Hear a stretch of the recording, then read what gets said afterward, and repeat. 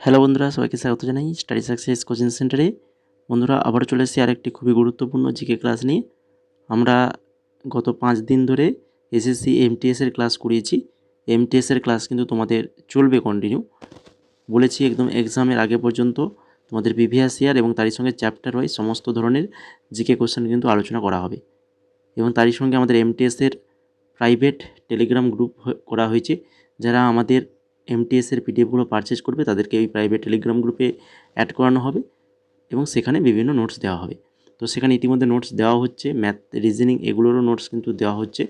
ইংলিশটা এখনও দেওয়া হয়নি। ইংলিশে আমরা যেই পিডিএফটা দিয়েছি ওটাই, এরপরে আরও দেবো আমরা। এখন মোটামুটি ওই ম্যাথ আর রিজনিং এগুলো দিচ্ছি যাতে ছেলেরা প্র্যাকটিস করতে পারে। আর সিএইচএসএলের ক্লাস 2024-এর আমরা কমপ্লিট করে ফেলেছি। সিজিএলটা আমরা শুরু করেছিলাম, 3খানা ক্লাস করিয়েছি। বাংলা এবং ইংরেজি ল্যাঙ্গুয়েজ, দুটো ল্যাঙ্গুয়েজেই ক্লাসগুলো করাচ্ছি। তো এগুলো বাংলা ইংলিশ দুটো ল্যাঙ্গুয়েজ ক্লাসগুলো করানোর জন্য, তার জন্য আমরা এগুলো কন্টিনিউ ক্লাসটা দিতে পারছি না। আজকে আমরা 4 নম্বর ক্লাস নিয়ে এসেছি, অনেকে কমেন্ট করেছিল, তো তাই দেখে আমি বললাম যে আজকে যা কিছু হয়ে যাক, মোট তোমাদের জন্য একটা ক্লাস দেব। এই নিয়ে আজকে ক্লাসটা নিয়ে এসেছি। দেখো 10/9/2024-এর ফার্স্ট শিফটে যে এক্সামটা হয়েছিল সেই এক্সামের কোশ্চেনগুলো নিয়ে আলোচনা করব। এটা জিকে ক্লাস নম্বর 4। তো চলো দেখে নিই আজকের ক্লাসের ফার্স্ট কোশ্চেন কী রয়েছে। ফার্স্ট কোশ্চেন কী রয়েছে দেখো, the climate of place is not affected by which of the following. একটি স্থানের জলবায়ু নিচের কোনটির দ্বারা প্রভাবিত হয় না। একটি স্থানের জলবায়ু নিচের কোনটির দ্বারা প্রভাবিত হয় না বলেছে। দেখো, স্থান, লোকেশান, তারপরে হচ্ছে টাইপ অফ সয়েল, রিলিফ, আর হচ্ছে ডিস্টেন্স অফ দ্য সি, স্থান, মাটির প্রকার, উচ্চতার, সমুদ্র থেকে দূরত্ব। এদের মধ্যে যেটা হচ্ছে সেটা হচ্ছে মাটির প্রকার। মাটির প্রকারের সঙ্গে জলবায়ুর কোনো সম্পর্ক নেই, ঠিক আছে। স্থান, লোকেশানের উপর নির্ভর করে উচ্চতা এবং সমুদ্র থেকে দূরত্ব, এগুলোর উপর কিন্তু জলবায়ু প্রভাবিত হয়। তারপরে দেখো 2 নম্বর কোশ্চেন, ভারতীয় রেলওয়ে 2019-20 অনুসারে ভারতের বৃহত্তম রেলপথ কোন রাজ্যে রয়েছে। ভারতের বৃহত্তম রেলপথ according to the Indian railway 2019-20, which state has the largest railway track in India. বৃহত্তম রেলপথ এটা রয়েছে হচ্ছে উত্তরপ্রদেশ রাজ্য। তারপরে দেখো 3 নম্বর কোশ্চেন, 2023 সালের মার্চ মাসে ভারতের 28তম কন্ট্রোল জেনারেল অফ অ্যাকাউন্টস অর্থাৎ সিজিএ হিসেবে কাকে নিযুক্ত করা হয়েছিল। Who has the appointed as India's 28th controller general of accounts in March 2023। বলো কাকে নিযুক্ত করা হয়েছিল। এস এস দুবেকে নিযুক্ত করা হয়েছিল। হুমায়ুনের মৃত্যুর পর 13 বছর বয়সী আকবর 1556 সালে ড্যাশ কালানুরে রাজ্যাভিষেক হন। বলো কোথাকার কালানুরে রাজ্যাভিষেক হন হুমায়ুনের মৃত্যুর পর। After the death of Humayun, the 13 years old Akbar was coronated in 1556 at Kalanaur in dash. সঠিক অ্যান্সার হবে অপশান নাম্বার 3, পাঞ্জাবের কালানুরে রাজ্যাভিষেক হন আকবরের। এরপরে চলে যাও 4 নম্বর হয়ে গেল। 5 নম্বর, কোন পঞ্চবার্ষিকী পরিকল্পনা প্রাথমিকভাবে গরিবি হাঁটাও উদ্যোগকে কেন্দ্র করে।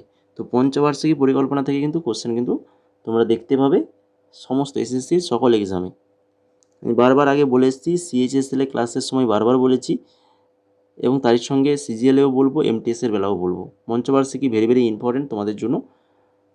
Which 5 years plan primarily focused on the Garibi Hatao initiative. বলো সঠিক অ্যান্সার কী হবে, কোন পঞ্চবার্ষিকী পরিকল্পনা। আচ্ছা, পঞ্চম পঞ্চবার্ষিকী পরিকল্পনা, 5 years প্ল্যান, পঞ্চম পঞ্চবার্ষিকী পরিকল্পনা। তারপরে দেখো 6 নম্বর, মণিপুরের নিচের কোন শহরে জওহরলাল নেহরু মণিপুর ডান্স একাডেমি অবস্থিত। Jawaharlal Nehru Manipuri dance academy in which of the following cities of Manipur is the Jawaharlal Nehru Manipur dance academy located?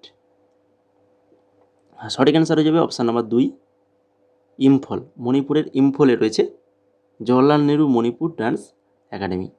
তারপরে দেখো 7 নম্বর কোশ্চেন, ব্রিটিশ ভারতের কোন গভর্নর জেনারেল রাজা রামমোহন রায়কে সতীদাহ প্রথা বাতিল করতে সাহায্য করেছিল? রাজা রামমোহন রায়কে সতীদাহ প্রথা বাতিল করতে সাহায্য করেছিল কোন গভর্নর জেনারেল?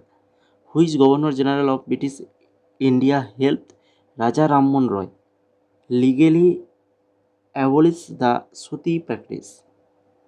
বলো, কোন গভর্নর জেনারেল সতীদাহ প্রথা বাতিল করেছিলেন? তিনি হচ্ছেন Lord William Bentinck. Lord William Bentinck. তারপরে দেখো মহাবলীপুরম। মহাবলীপুরম দক্ষিণ ভারতের নিচের কোন রাজবংশের অধীনে মন্দির স্থাপত্যের একটি গুরুত্বপূর্ণ কেন্দ্র হিসাবে আবির্ভূত হয়েছিল? Mahabalipuram emerged as an important center of temple architecture under which of the following kingdoms of South of India? Mahabalipuram দক্ষিণ ভারতের নিচের কোন রাজবংশের অধীনে মন্দির স্থাপত্যের একটি গুরুত্বপূর্ণ কেন্দ্র হিসেবে আবির্ভূত হয়েছিল? সঠিক অ্যান্সার হবে অপশান নাম্বার 1, পল্লব। পল্লব রাজবংশের অধীনে।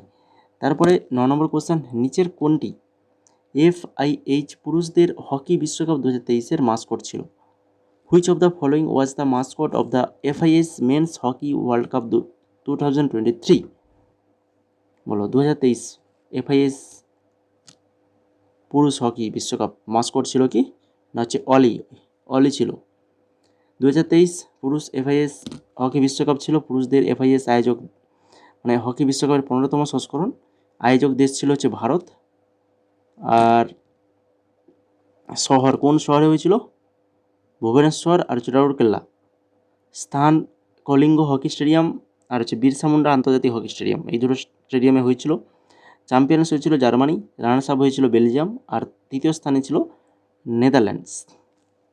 এরপরে দেখো 10 নম্বর, নিম্নলিখিত রাজ্য সরকারগুলির মধ্যে কোনটি তানসেন সঙ্গীত উৎসব আয়োজন করে? By which of the following state governments is the Tansen music festival organised? Tansen উৎসব, তানসেন সঙ্গীত উৎসবের আয়োজন করে কোন রাজ্য সরকার? অপশান নাম্বার 1, মধ্যপ্রদেশ রাজ্য সরকার। মধ্যপ্রদেশ রাজ্য সরকার। এরপরে 11 নম্বর, তার আগে তোমাদেরকে বলি যারা তোমরা এখনও ক্লাসটাকে লাইক করোনি, যদি ক্লাসটা ভালো লেগে থাকে তো অবশ্যই তোমরা ক্লাসটা লাইকের মাধ্যমে এবং কমেন্টের মাধ্যমে সেটা জানিয়ে যাবে আশা করি, কারণ তোমাদের জন্যই আমরা, যেহেতু CGL ইংলিশে এক্সাম হয়, ইংলিশ এবং হিন্দি ল্যাঙ্গুয়েজ, বাংলা ল্যাঙ্গুয়েজে হয় না, তো তবুও আমরা এখানে কি করেছি, বাংলা এবং ইংলিশ দুটোতে করেছি যাতে তোমাদের সুবিধা হয়।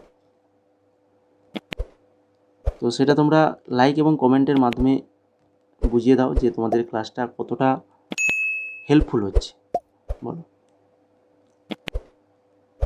এবার দেখো 11 নম্বর কোশ্চেন, নিম্নলিখিত বিবৃতিগুলির মধ্যে কোনটি রাষ্ট্রীয় নীতির নির্দেশমূলক নীতির সম্পর্কে ভুল? রাষ্ট্রীয় নীতির নির্দেশমূলক নীতি সম্পর্কে ভুলটা বুঝতে হবে। Which of the following statement is incorrect about the directive principle of state policy? ভুলটা কোনটা? ভুলটা হচ্ছে এটা, option number 1, they promote welfare of individual, hence they are personal and individualistic. তারা ব্যক্তিদের কল্যাণ প্রচার করে, অতএব তারা ব্যক্তিগত এবং ব্যক্তিবাদী। ঠিক আছে, এইটা হচ্ছে ভুল, এই কথাটা একদম সম্পূর্ণরূপে ভুল কথা। সঠিকগুলো জেনে রাখো। এগুলো নৈতিক ও রাজনৈতিক নিষেধাজ্ঞা রয়েছে এগুলোর, অর্থাৎ দেশ হ্যাভ মোরাল অ্যান্ড পলিটিক্যাল, তাদের লক্ষ্য দেশে সামাজিক ও অর্থনৈতিক গণতন্ত্র প্রতিষ্ঠা করা। They aim at establishing social and economic democracy in the country. আর 4 নম্বর যেটা রয়েছে, তারা ওই ইতিবাচক, কারণ তারা রাষ্ট্রকে কিছু জিনিস করতে বাধ্য করে, অর্থাৎ they are positive as they require the state to do certain things. ঠিক আছে, তারা ইতিবাচক কারণ তারা রাষ্ট্রকে কিছু জিনিস করতে বাধ্য করে। তো এগুলো এই লাস্ট 3টে অপশান কিন্তু সঠিক রয়েছে, 1 নম্বর অপশানটা ভুল রয়েছে। 2 নম্বর দেখো, ভারতীয় সংবিধান ড্যাশ প্রতিষ্ঠা করেছে। ভারতের সংবিধান, the Indian constitution has established dash, কী প্রতিষ্ঠা করেছে? তো এগুলোর মধ্যে যেটা, সেটা হচ্ছে এই যে স্বাধীন বিচার ব্যবস্থা, ইন্ডিপেন্ডেন্ট জুডিশিয়াল সিস্টেম, স্বাধীন বিচার ব্যবস্থার প্রতিষ্ঠা করেছে কিন্তু আমাদের ভারতের সংবিধান। নিচের কোনটি পচনশীল নয় এমন খাদ্য? Which of the following is the non preservable food? পচনশীল নয়, তো ডাল, দই, মাংস, দুধ। তো দই তো পচে যায় কিছুদিন রাখলে, মাংস তো অবশ্যই, দুধ এটাও হয় পচে যায়, কিন্তু ডাল ডাল জিনিসটা কিন্তু পচে না। ডাল মানে ওগুলো কিছুদিন রাখলে পোকা লেগে যায়, ওখানে পোকা লেগে ওগুলো নষ্ট হয়ে যায়, কিন্তু ওটা কোনো দিন পচে না, তাই কি না? দই মাংসের মতো কি পচে? নিশ্চয়ই না। তারপরে দেখো 14 নম্বর কোশ্চেন, ভারতের জাতীয় আয় অর্থাৎ এনআই গণনার ইতিহাসের ক্ষেত্রে নিচের কোনটি সঠিক নয়? আবারও সঠিক নয়, অর্থাৎ ভুলটাকে খুঁজতে হবে।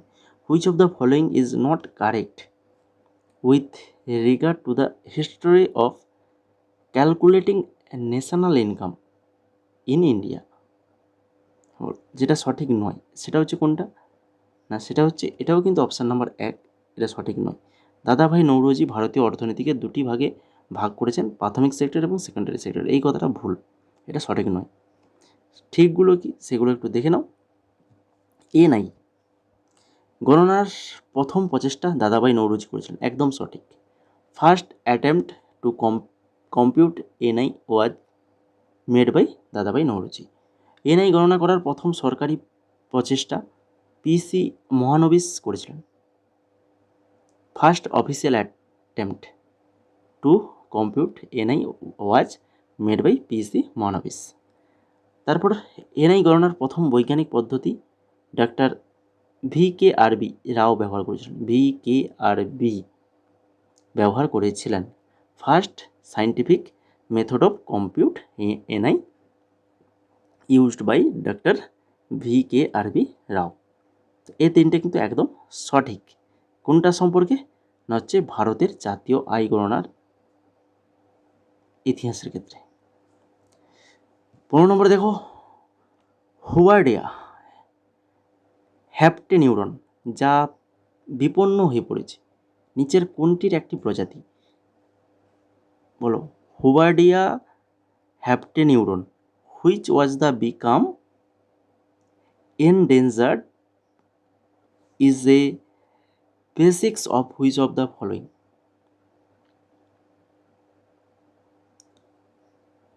এটা কোন প্রজাতি?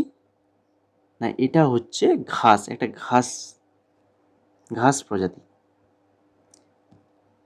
তারপরে দেখো 16 নম্বর, সংসদ marine aids to navigation bill 2021 pass করছে, যা নিচের কোন আইনটি বাতিল ও প্রতিস্থাপন করতে পারে? The parliament passed the marine aids to navigation bill 2021 to repeal and replace which of the following acts? কোন আইনকে বাতিল এবং প্রতিস্থাপন করতে পারে?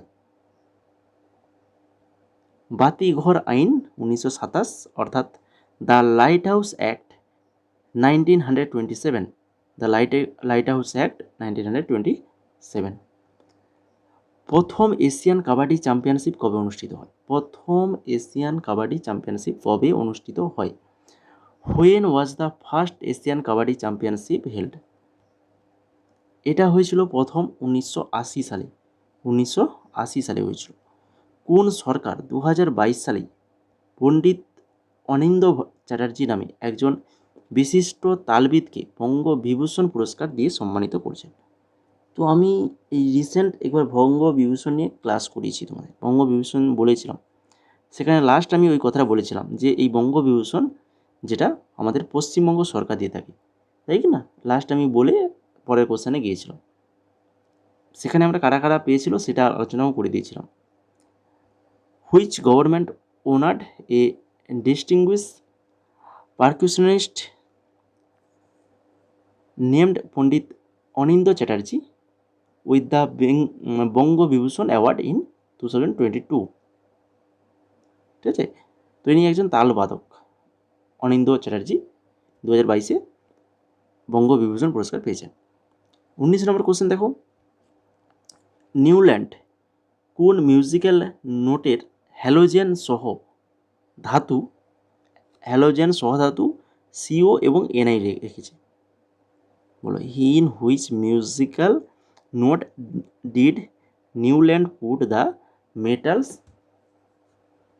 CO and Ni with হ্যালোজেন্স? এটা রেখেছে হচ্ছে ডুতে। এখানে আমি টেবিলটা দিয়েছি, তোমাদেরকে আলোচনা করবো, দেখাবো এখনই। এই ধারাকে দেখে দাও, এই যে নিউল্যান্ড টেবিল, কোবাল্ট আর হচ্ছে নিকেল, CO হচ্ছে কোবাল্ট আর Ni হচ্ছে নিকেল, উপাদানগুলি হ্যালোজেনের সাথে স্থাপন করা হয়েছিল। নিউল্যান্ড সারণীটি 1866 সালে জন লিউল্যান্ডস তার অষ্টকের আইন অনুসারে অঙ্কন করেছিলেন।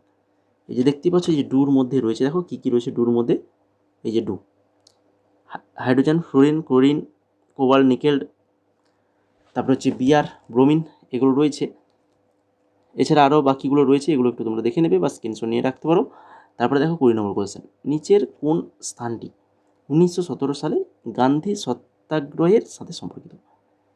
গান্ধীর সত্যাগ্রহ, which of the following place is related to Gandhi satyagraha of the year 1917?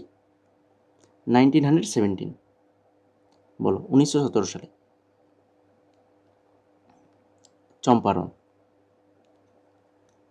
কোন স্থান? না, হচ্ছে চম্পারণে 1917 সালে গান্ধী সত্যাগ্রহের সাথে সম্পর্কিত।